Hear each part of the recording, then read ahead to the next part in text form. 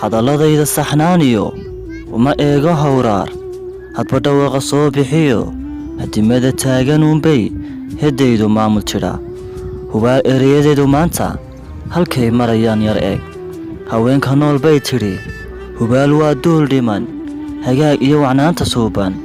waxay u arkaan hadimo hadday waxtar leeyihiin raggoogay hagaajin laayeen naftooday muxuubaheedhe ku soori laayeen habeenne soo kuwa hareer maray dantay wiilashu u soo hoysadeen haweenka noolow xumaatay halkii laydinkaa filaayiyo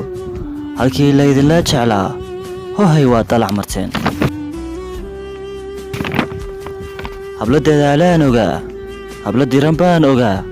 hablo dhaqanlaan ogaa hablo diintiyo aqoonta u heelan baan ogaa dumar heddooda naga jecelo noo hagar baxaan ogaa